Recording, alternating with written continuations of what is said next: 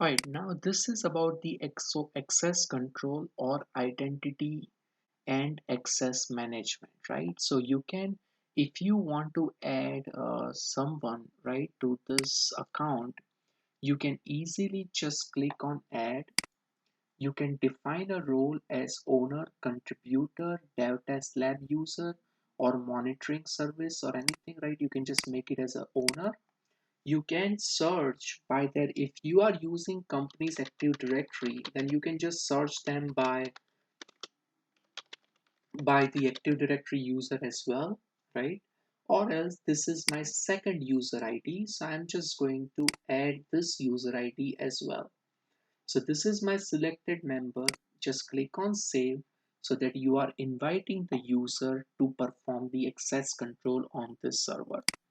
The tags over here, you can just enter UAI just for the project name. This is more like your project code. You can also add the new tag, right? It's still adding for you right now. You can add a new name as project or team name is HR, right? You can just add this tag as well. There you go. So it is added to this particular resource now. Okay, just go back to the server.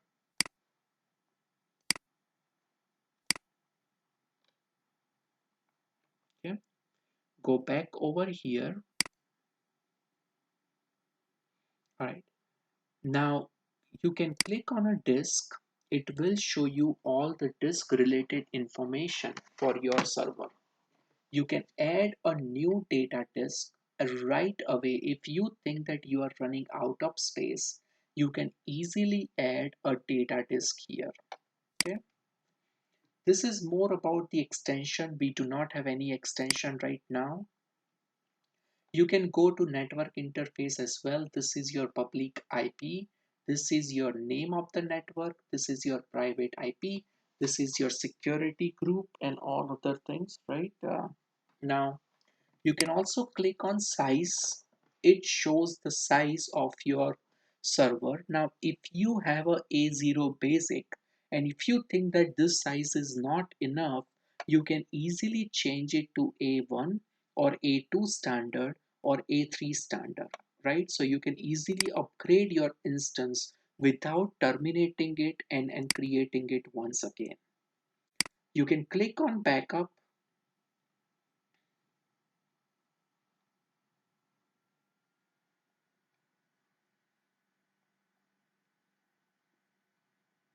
This is about the enable a backup right now. The recovery service will back up the virtual machine with the configured policy, but it will be charged as the backup service, right? So you can also create the backup service, but for now, let's just ignore that for right now. And let's just click on auto shutdown. So if you click on auto shutdown, you can just specify the auto shutdown schedule based on your need, right? So you can just enable it as on. Select the shutdown at maybe like 9 p.m. if you are not going to use it. The time zone is this, and send the notification 15 minutes before auto shutdown. So you can just enable this as well, right? And this is more for the automatic shutdown. Just click on save so that you are saving the auto shutdown rule. Now again, you will not be charged if you do not use it, right? So that's why it's the best idea just to shut it down. These are the metrics that you can create, right? These are all the metrics you can just maintain: the network in, network out, host percentage CPU. You can also network read. So you can build all this chart, as well as you can also add a metrics alert into your, you can just, let's say, a CPU alert raise when CPU usage is higher than normal. Okay, that is the description. Alert on description. The resource group is this. The resource is, you will just select the server right? The one that you created. So e-learning server percentage CPU. Okay, you will just select that is greater than 90% over the last 15 minutes, then notify via email. You can just mention the email address. Okay, now again, you are setting up the alert as a CPU alert. The description of the alert is this: the source is the metrics, the criteria is the free trial subscription, resource group is e-learning, resource is e-learning server, metrics is percentage CPU is greater than 90% over the last 15 minutes, then notify via this email address. Just click OK. So your first alert is created for this particular cloud instance. Okay. Click on the diagnostic settings.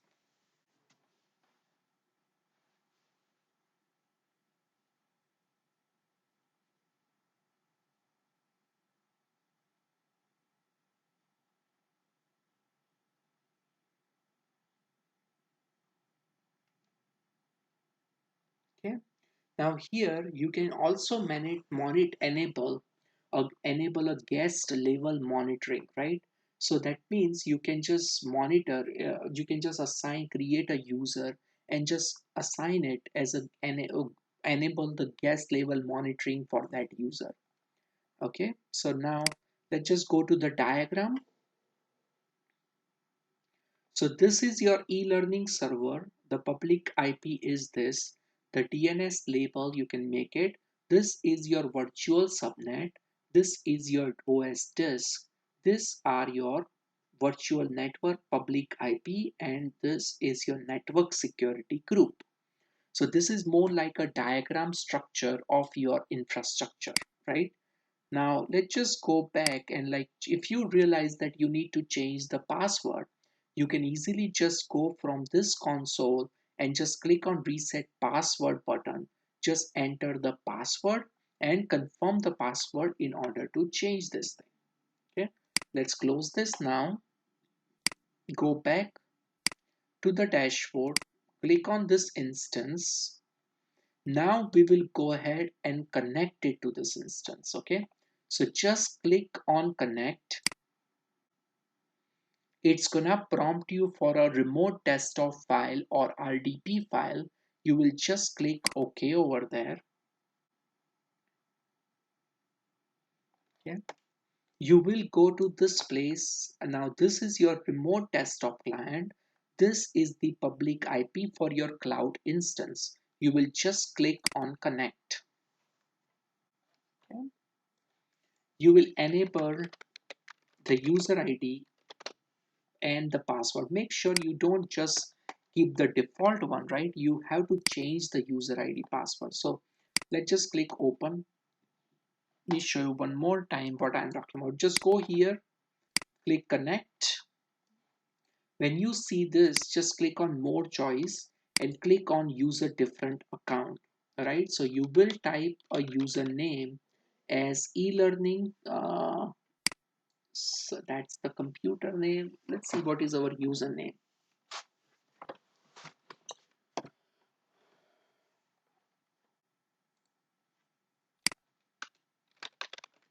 The password was this. Click OK. It seems like my user ID is incorrect. Let me just take a look at the user ID.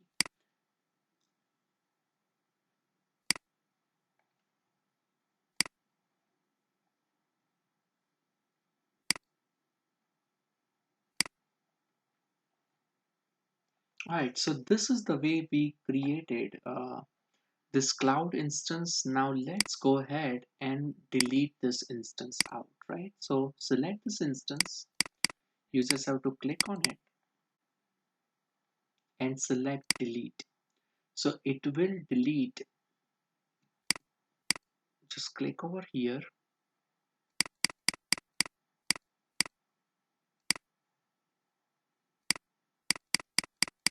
Sometimes Microsoft does run very slow, right? So we can also go it from here. Select this e-learning server. So it will show you this particular server. Go ahead and delete it from here. So you deleted the virtual machine now. Okay. So your virtual machine is deleted or it's in a process to delete it. You can also check the status over here. Go to the dashboard and you should see the status over here as deleting. Okay. Now let's go ahead and create. We will also delete the rest of the resources that got created right along with this. So we will just select this and let's go ahead and delete this storage account as well.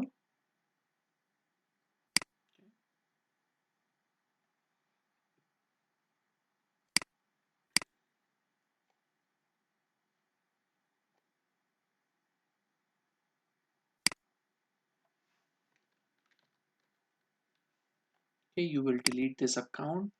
Just want to confirm it. So just type that and click on delete. So the delete is successful. Go back and delete the rest of the resources, right? Our server is already deleted. Let's delete the network interface as well. Okay, go ahead and delete this.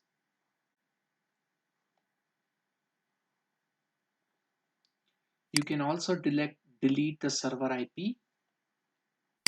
So just click delete. You can also delete this. We are just delete. I know most of the time when you delete the VM, it will all be automatically deleted, but we are just doing it for extra precaution, right? Just to make sure all of our resources gets deleted, right? That's also deleted. Your shutdown computer EVM, right? That's also gonna be deleted. Now, so far we created just the Windows instance using this, right? Now our next task is going to be create a Linux instance, okay, using this.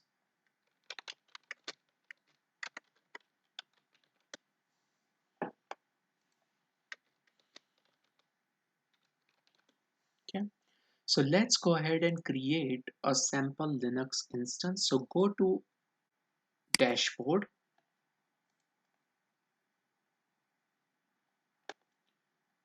click on new button,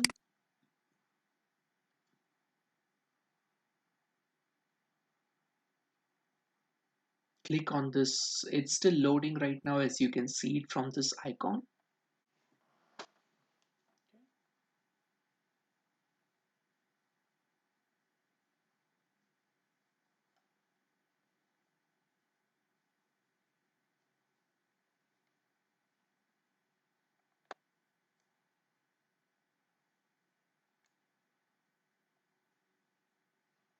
All right, now let's go ahead and click on compute and just click on VC all. You will select the Red Hat Enterprise Linux. So click on that, and these are the different version of your Enterprise Linux: 6.7, 6.8, 7.2, 7.3. Let's just select 6.8. You will get charged for a premium. The Red Hat Linux 6.8 is a premium image, so they will charge you on a no free trial. So let's just pick something that has a free trial on it. So let's go ahead and select another Linux image. Scroll down and select Core OS. Click on Create.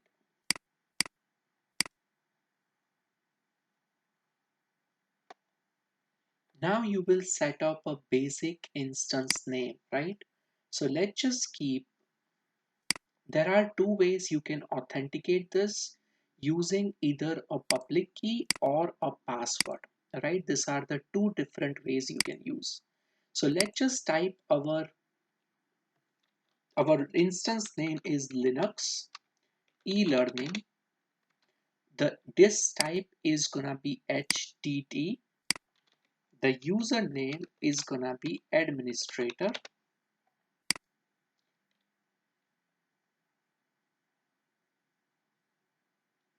So let's just keep e-learning admin. Now we can either do the authentication type as a public key or a password. So you would need to install the PuttyGen in your computer. You can just download it for free, the Putty generator. So if you go in here, there are a lot of things that you can do here. You can generate the public private keys. So just click on generate. You just have to move your mouse into this area so that it will speed up this process. Okay, so now you are generating just the public key for this. Okay, so just keep clicking over here and you will see the process will be expedited. So this is the key fingerprint. This is your RSA key. This is your passphrase. You can also save this particular key, right? So let me just go ahead and save this public key.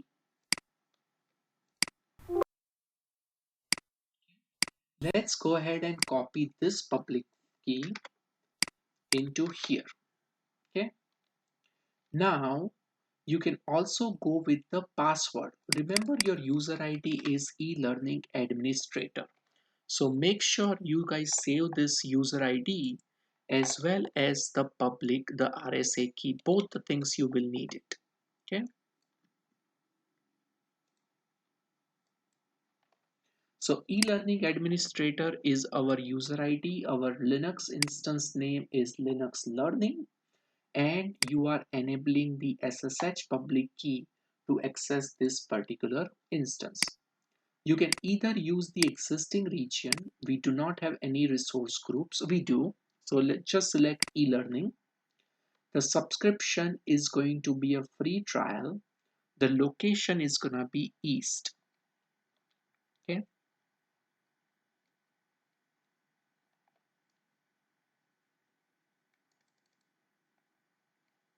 Now you will just go ahead and click OK.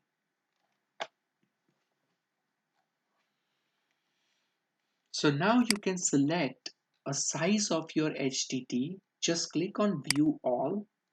We will just pick an instance that has a list amount of storage, that has a list amount of money. So we'll just pick up that type of instance. So scroll down. It is still loading the prices. So you have to just go all the way bottom. You will find a really cheap instances. There you go.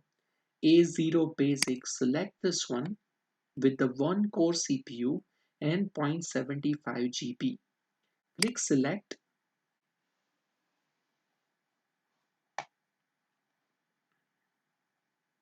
This is not gonna be a manage. The storage account is eLearning disk 695. This is your virtual network. This is your subnet. This is your public IP. This is your extension, and you are enabling the monitoring. So click OK. These are all the details about your Linux instance. So let's go ahead and try to connect to it. Okay. So just click OK. And now we just have to wait to get this thing connected. Okay, this is already deleted for us now. We are just waiting on this one.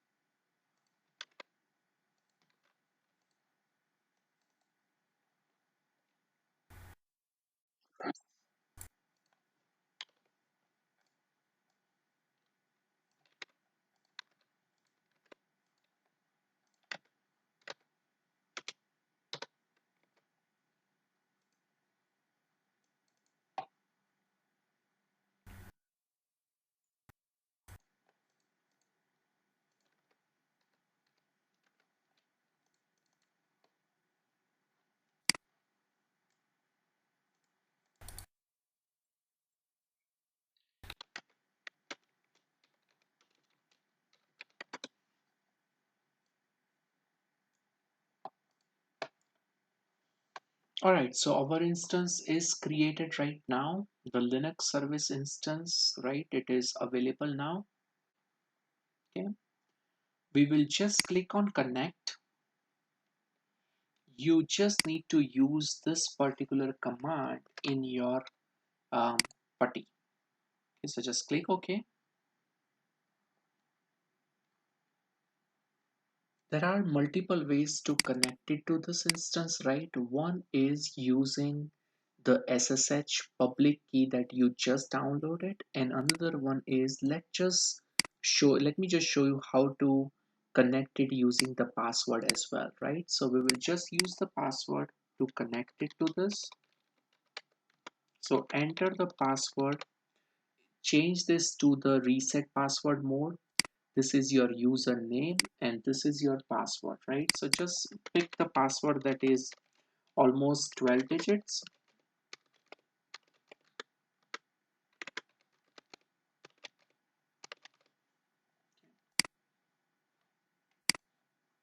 It's still not matching. Let's just make something that match.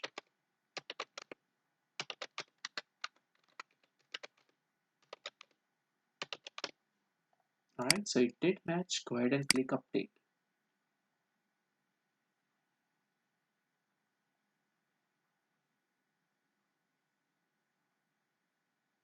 So it is resetting the password for this particular Linux instance right now.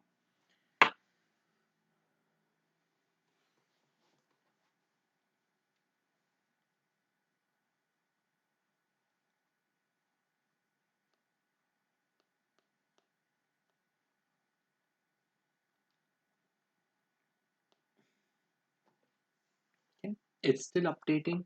So we just have to wait, or you can use your SSH key to log in.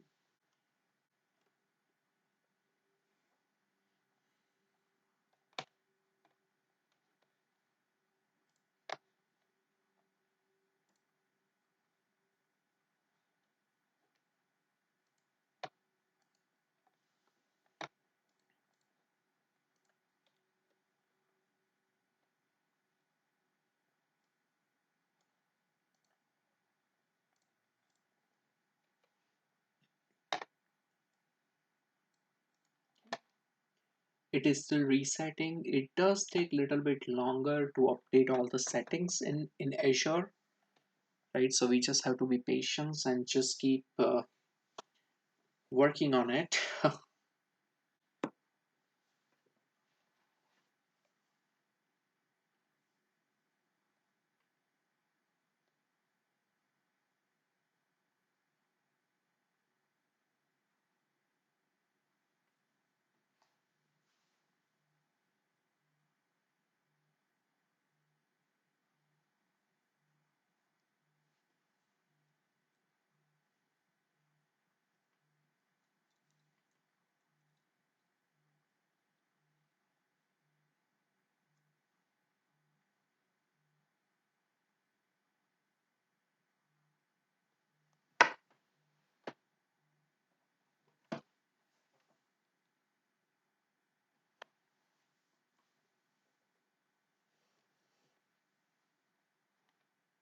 Almost done.